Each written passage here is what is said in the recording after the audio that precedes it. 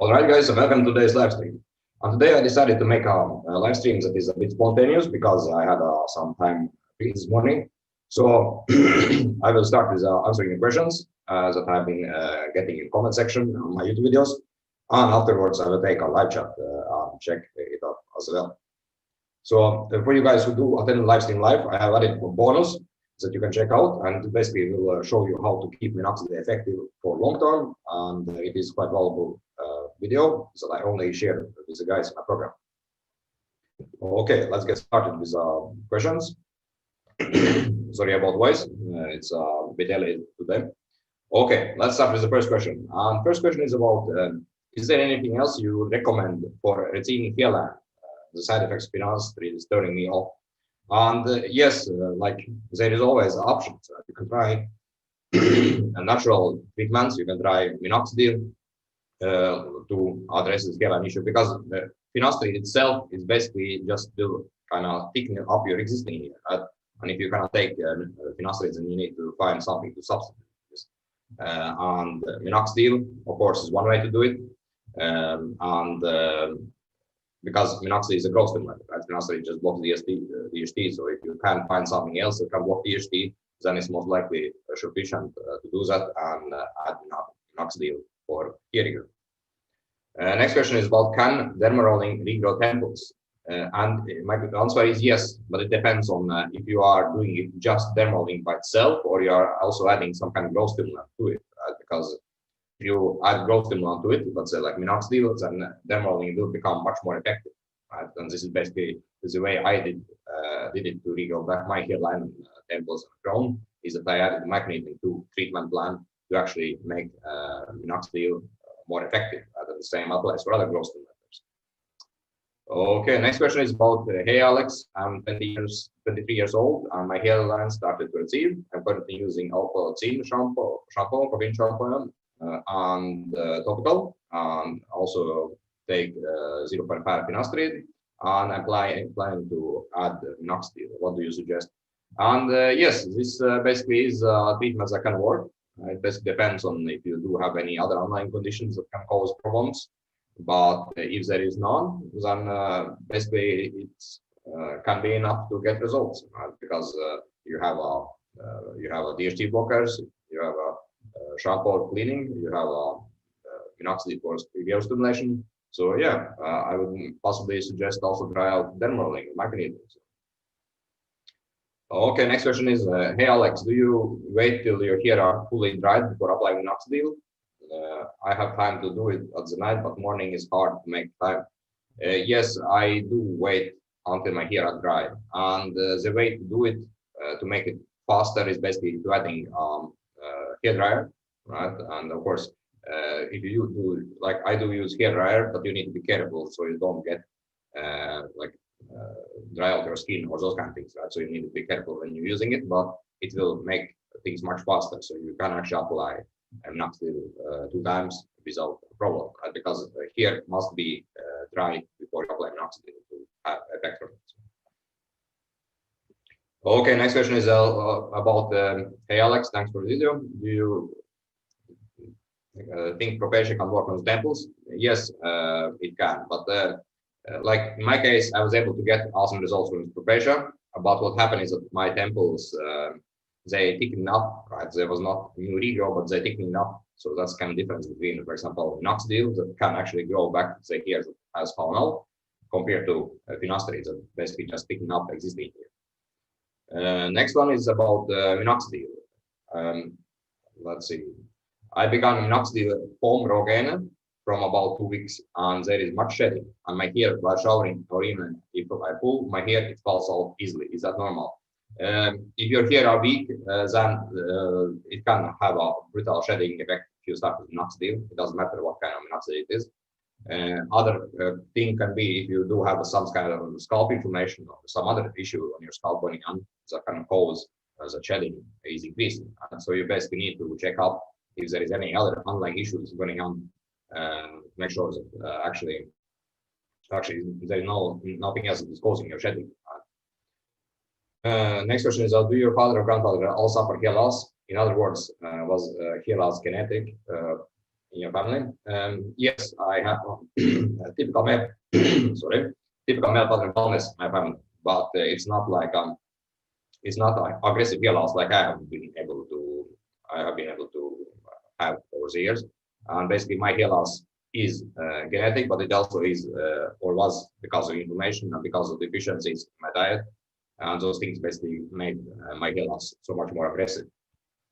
Next question is about does minoxidil cause shedding eventually, or is it just a myth of people not using it well? It can cause shedding, but it all depends on how strong are your hair. If you start with minoxidil, let's say you block DHT, you are doing everything to make your hair strong. You're taking right minerals, vitamins, and right diet, and all this stuff is perfect. And of course, there's inflammation. Then starting with minoxidil will have a less or no shedding effect at all, right? Because the hair are strong and they won't fall off. If the hair are weak, and if there is underlying problems going on, then hair will fall off. This is how simple it is. Let's see. Next one, Alex, I'm using Minoxidil and I don't clean my hair. I only do 2 times a week. Is that okay?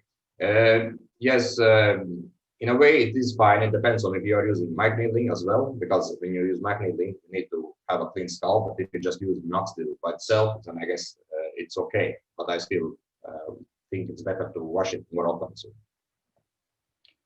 Okay, next one is about I have a regrowth from other brand of Minoxidil. Should I keep it or change to Ringena? And how do I know if I mix it or for Minoxidil? If you do have a regrowth from other Minoxidil brand, then it's no need to change. Just keep it the same. Like thing with hair treatment is that you want to stay consistent. You want to keep in things that are working. So if you're a brand of your Minoxidil, let's say local brand that you're using, and it has a good effect, don't change. Just keep it the same. You don't need to change, because if things are working, if you see results, just stick to the same plan. This is like a thing I have noticed over the years. Even if I do slightly change between Finasteride or Propecia or Roscar, I notice some shedding when there's like a transaction period. So basically, always stick to the same things. So if they work, stick to them. So don't change anything. So. Next one is, can I get away with using Minoxidil just once in the evening because it makes my hair greasy? Yes, like I do it once a day, or I did it when I was doing it for hair regrowth, and it is fine. You can get results with once the application as well. Hey Alex, can Dermaroller decrease hair growth? I'm using it for 2 months in combination with Minoxidil, but I can't see significant regrowth. My problem is my hairline. Do you have any specific tips to increase hairline density? And yes, like thing with Minoxidil is that in combination with microneedling, it should increase effect from it. Right? You should see results. 2 months, it's around 8 weeks, so it is still quite early to say anything. But again, it also depends on your scalp conditions. It depends on what is going on, if you are blocking DHT and so on. Right? So there are other factors you need to look into, but 2 months is still early to say if Minoxidil and Dermaroller is working or not. Right? So you should at least wait 10 to 12 weeks to actually see any difference. And remember that, for example, Kirkland, they write that you need to wait at least 4 months to see any progression of applying Minoxidil. So I would say just try to wait a bit more, and also make sure that you don't have any underlying conditions that can cause problems and make that you are not progressing. Let's see. Next one is about you attribute your lack of sides to lowering dose of 0.5 as opposite to 1 mg of finasteride. Like I have taken 1 second. I have taken 1 mg of finasteride in the past, and there was no side effects from it. So I don't see the reason. That's basically not the reason for my case. And the only time I did get some side effects was when I was trying out Dutasteride for a couple of months. But Finasteride 1 mg, 0.5 mg has always been okay for this. Let's see. Next question is about intensity of dermarolling. Do you push hard? I have 1.5 millimeters, and do you use it every day? Like right now, I don't use it that much anymore. Right? I use it every once a week. But in past, when I was dermarolling for hair regrowth, I was doing it every day, yes. And I was like, basically it depends on what kind of dermaroller you are having, right? Because some dermarollers are not so sharp, and you need to have different different kind of different like how much you push it. So you need to check if you don't see kind of, if you just roll it and you don't have any effect from it, then it basically means you need to push it harder. Did you use Propecia or Avadart? I have been using Propecia since 2008. I have tried Avadart for a few months, but I didn't get side effects from it, so I got back to Propecia. So that's kind of answers. With regards to Minoxidil, do you prefer as a foam or liquid? Like liquid, I would say gives you faster results, but it can be harsh to scalp, so foam can be a better option. But again, foam is more easy to stick in the hair, and it's also more easy to be more hard to measure how much you need to apply. So if you know, if you can use foam, then you need to be sure that you are applying actually in the scalp, not on the hair. Right? You don't want to use it as a padding product. Just to be aware of that, because if you do apply it on the hair, then there won't be any effect. Next question is about Finasteride. You have been using it for 8 years, and now it doesn't work anymore, and shedding is again increasing, and hair is thin as ever. Should I jump on Finasteride? What is your recommendation? Like, I would say that most likely something else that is causing your hair shed, because Finasteride or Finasteride for that matter doesn't stop by itself. Right? Like in my case, when I was having problems with Propecia in 2010, what happened is that I started to lose my hair, and it was because of scalp inflammation. So in your case, maybe there is something else. Right? Maybe there is a stress, maybe there is other patterns, maybe you have done some other changes that are causing your hair falling out. You need to kind of find out what is happening, what is causing it. Right? Next question is, what is best time to take Finasteride or Finasteride? Early morning or at night? What time of day do you take medication? I take it at the evening time. So, and I have been doing it all those years, and I find it most like a convenience. Does taking Finasteride alternate days have the same efficacy every day using? Like, I prefer to do it every day because I have tried it alternative to every other day, but effect I'm getting, I feel like it's better when I take it daily. But that's my experience. Next question about how many months did it take to regrow hair? For me, it did take around 4 months with Propecia and around 3 months with Minoxidil. Right, so Minoxidil, I would say, has a faster effect on hair growth, but of course, to get regrow hair now, it did take around at least 1.5 years.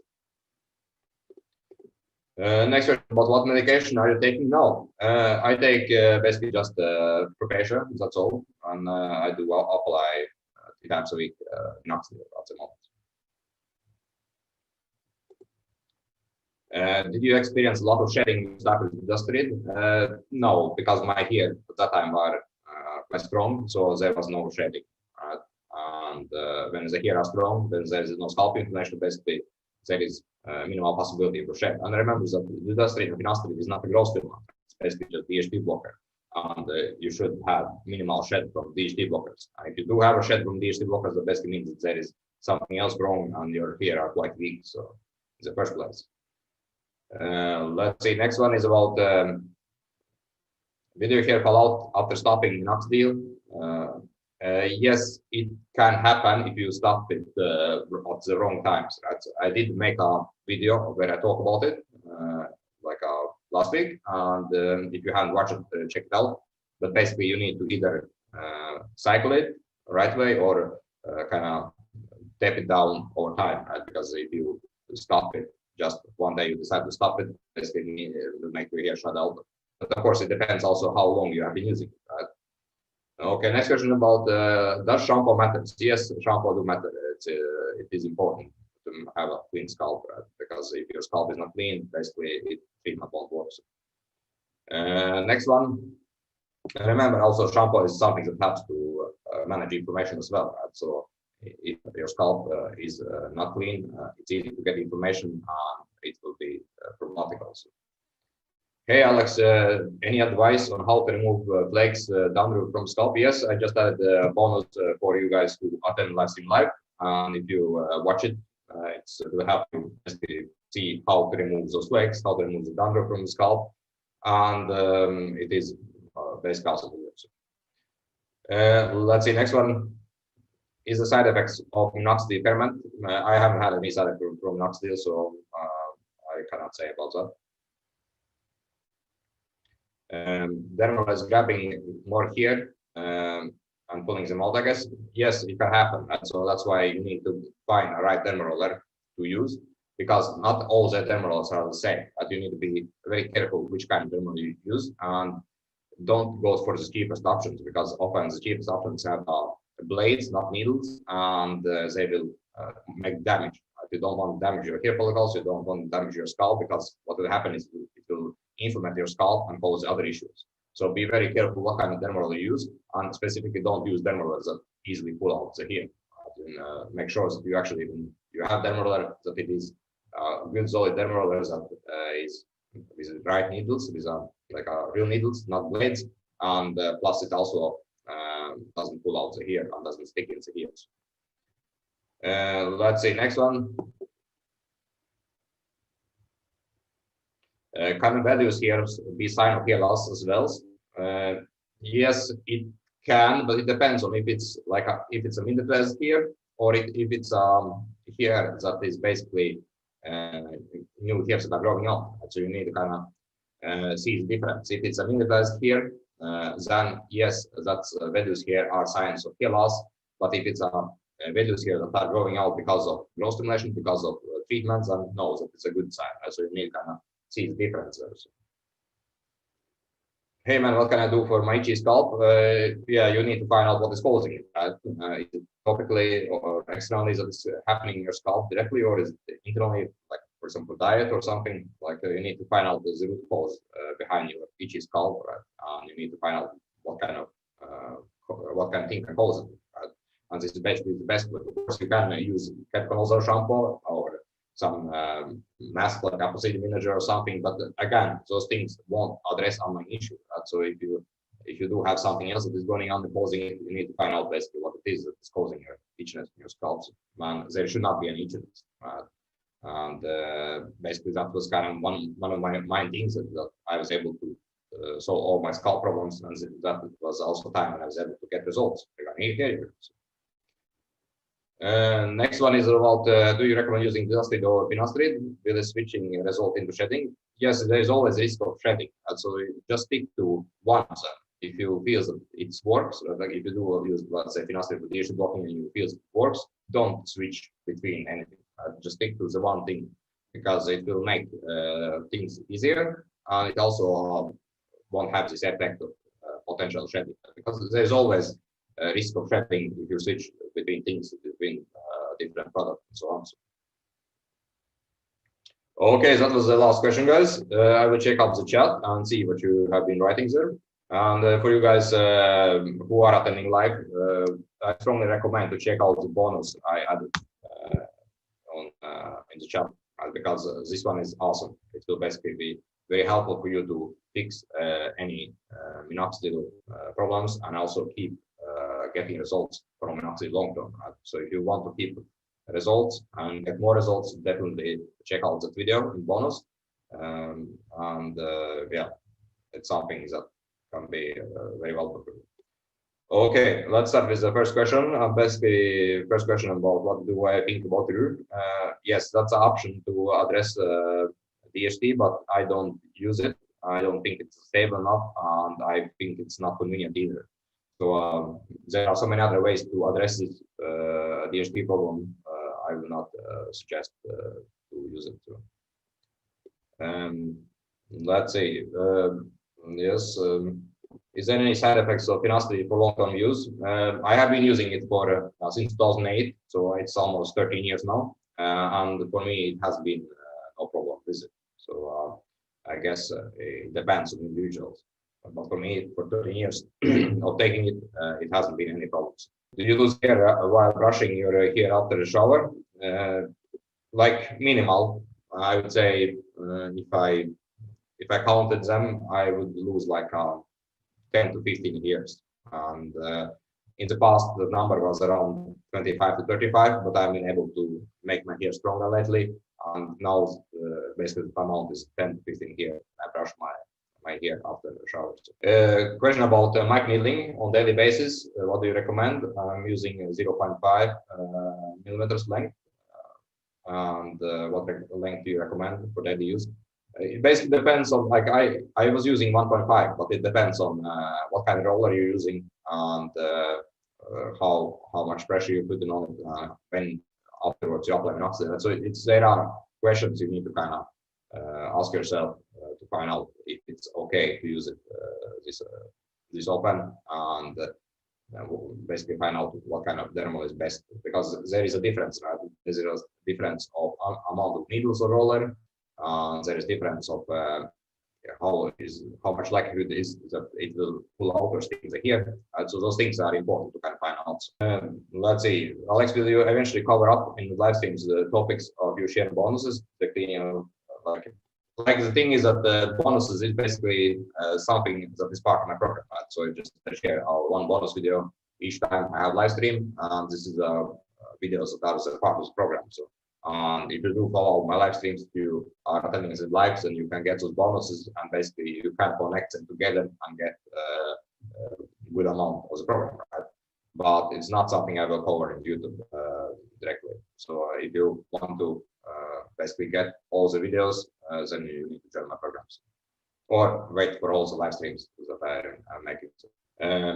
Question about is it normal to lose more hair with Minoxidil than other shampoos while showering? Yes, because Minoxidil is very harsh to the scalp, so definitely it can happen. Even when I use the region for Revita, I do lose more hair than I lose when I use a regular shampoo or everyday shampoo. So it definitely can happen. Hey man, can you dermal twice a week? Yes, of course, you can.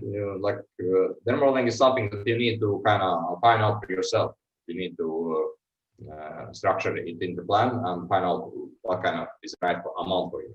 Right, and twice a week for some can be perfect, because some guys, if the scalp is not healthy enough, if there is inflammation or scalp is sensitive, then you cannot do it too often, right? Because it will cause inflammation. Because every time you microneedle your scalp, it leads to microinflammation, right? Because you kind of open up the pores and roll it over it, so it causes microinflammation. And if your scalp is very sensitive, then doing it, let's say 3 times a week or every day, can be a problem. Right? So you need to find out what is the right amount for use. Question about stress and what kind of effect it has on hair loss rate. Yes, stress can have a huge effect.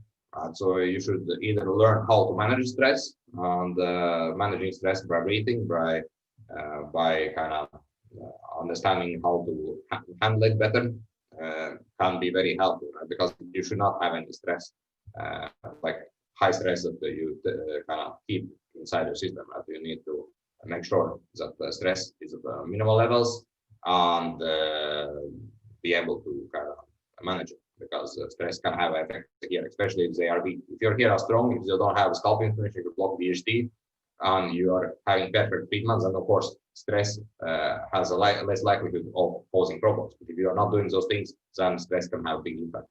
Question about, hey Alex, I've been shedding on Finasteride for about a month now, and my hair looks thinner. Is it just shedding, or is my menopause imbalance getting worse? I have been taking for 4 months.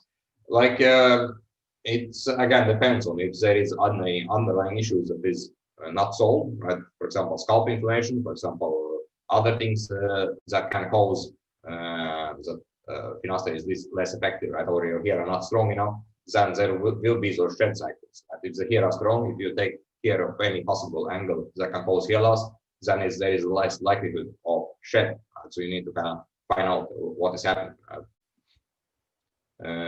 But ideally, blocking DHT should not cause shedding. Right? It should have minimal shedding effect from it. And the next question is about regarding Minoxidil. How many times per week do you use it? I don't use it anymore. I don't need it. because like I said previously, nice roller ketoconazole shampoo is basically, it is a short-term fix. And the short-term fix is basically something that you need to solve inflammation from the root cause, and addressing by ketoconazole shampoo can help if this inflammation is caused by fungus or something. But if it's like internal inflammations, and basically addressing from nasal perspective, will just kind of help to maintain things. Right? So it's not optimal. So, let's see, next one. How many times a week did you microneedle, Alex? Right now, I don't do it that often. Like right now, I don't spin my hair at all. I basically want to maintain what I have. But in past, when I was doing it for growth stimulation, I was doing it daily. So, yes. Okay, guys. If there is any more questions, let me know. If not, I will end up for today. And I also had, like I said, a bonus video here if you haven't watched it, like this one here. And this is also a bonus. Basically, it will be very helpful for you guys to kind of make minoxidil effective for long term, right? If you are doing this method, it will be very helpful to actually get more and more results from minoxidil. Because I see a lot of guys who don't know it, they basically start with minoxidil, it has some effect for some few months, and then it kind of stops progressing, right? And this is the reason. So if you do implement this strategy in your plans that I just shared in the video in bonus, then basically you can get more and more results on minoxidil. So let's see. And for you guys who want to know more about my program or join it, here is basically a link for scheduling a call with me. All right. Like I said, check out the bonus. And for you guys who want to know more about the program or want to join it, you can schedule a call in that link below as well. Thanks for watching and attending this live stream. And we speak next week. Cheers. Hey, it's Alex, and if you did find my content valuable, you need to check out the training videos that I have made. And basically it will show you my personal journey of stopping my hair loss and getting full set of hair without doing any investing methods. And it also will show you how I was able to help other guys do the same. And you can find the link below this video in the description text, and basically it will help you to avoid wasting your time and energy on hair loss treatments that just don't work. And over the years I have seen so many guys who try different methods and different treatments and they don't get results and they kind of give up solving their hair loss issue. And I don't want you to be one of those guys.